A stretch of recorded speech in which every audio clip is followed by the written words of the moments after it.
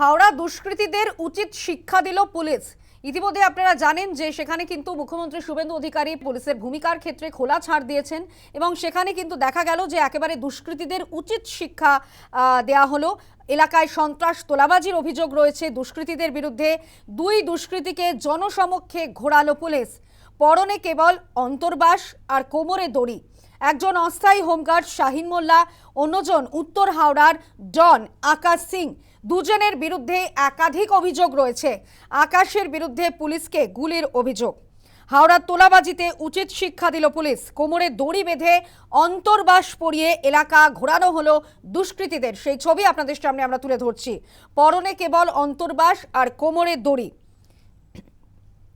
এলাকা ঘোরানো হলো দুষ্কৃতীদের। উত্তর হাওড়ার ডন আকাশ সিং এর পুলিশকে গুলির অভিযোগ। অস্থায়ী হোমগার্ড শাহিন মোল্লার বিরুদ্ধে সন্ত্রাস তোলাবাজির অভিযোগ উঠেছে। ইতিমধ্যে আপনারা জানেন যে যেখানে মুখ্যমন্ত্রী শুভেন্দু অধিকারী বারবার তিনি বলেছেন যে কোনো দল না দেখে রং না দেখে পুলিশের ভূমিকা পালন করুক এবং পুলিশের গায়ে হাত পড়লে সেখানে কিন্তু সরকার এর শেষ দেখে ছাড়বে। এবং ইতিমধ্যেই যে ছবি আপনাদের দেখাচ্ছি, হাওড়ায় দুষ্কৃতীদের উচিত শিক্ষা এবার দিল পুলিশ। প্রতিবেদন তুলে ধরেছেন আমাদের প্রতিনিধি শান্তনু করণ।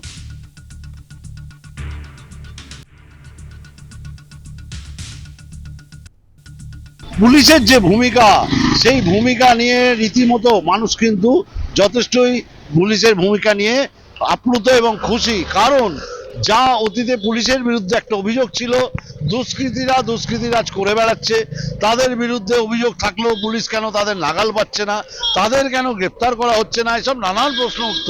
কিন্তু সম্প্রতি দেখা গেছে আকাশ সিং, উত্তর হাওড়ার যে দুষ্কৃতী, সেই কুখ্যাত দুষ্কৃতী যার বিরুদ্ধে অভিযোগ ছিল পুলিশকে লক্ষ্য করে গুলি চালানো, এমনকি 19-20টারও বেশি বোমা নিক্ষেপ করেছিল। এবং তারপর থেকে সেই তৃণমূল জামানায় সেই কাণ্ড ঘটালো, সে কিন্তু অধরা ছিল। সম্প্রতি সরকার বদলের পর এ রাজ্যে সম্প্রতি তাকে পুলিশ গ্রেপ্তার করে। শুধু গ্রেপ্তার নয়, গ্রেপ্তারের পর যে নজিরবিহীন ঘটনা দেখা যাচ্ছে আমাদের ইদানিংকালে, যা অতীতে বহু বছর আগে দেখা গেল আর পরে কিন্তু তা দেখা যায়নি।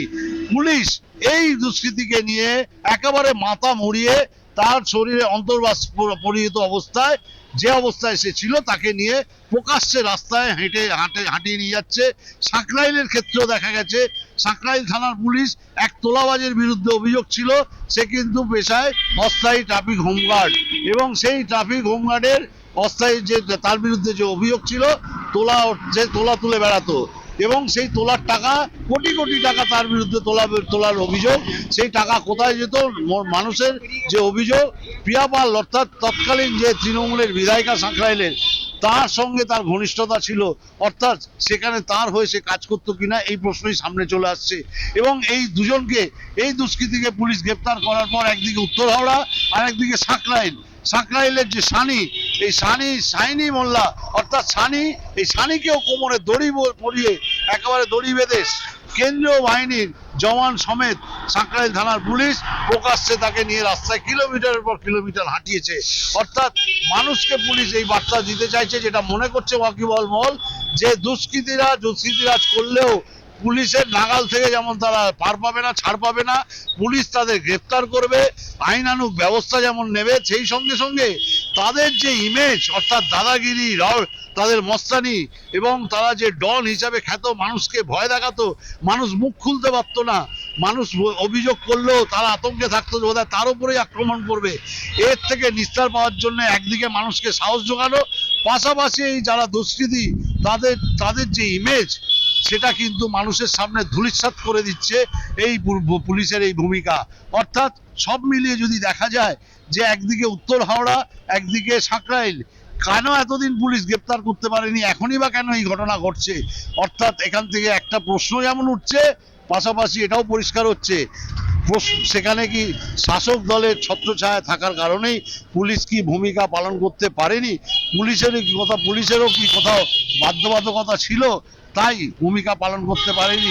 এখন পুলিশ সেই দাবাং মোডে দেখা যাচ্ছে, যখন পুলিশ যেমন সেই মোডে এসে গেছে এবং দুষ্কৃতীরাজ তা অবসান ঘটানো যে হবে, অন্যান্য দুষ্কৃতীদের প্রতি এই ভূমিকার ফলে যে বার্তা পুলিশ দিতে চাইছে, তার পাশাপাশি মানুষও কিন্তু স্বস্তি পাচ্ছেন যে যে পুলিশ যে ভূমিকা পালন করছে তা ইতিবাচক। এইরকমটাই যেন চলতে থাকে এবং দুষ্কৃতীরা যেন কোনো রকম ভাবে ছাড় না পায়, মানুষ যাতে স্বস্তিতে বাঁচতে পারে, থাকতে পারেন, এমনটাই মানুষ চাইছেন।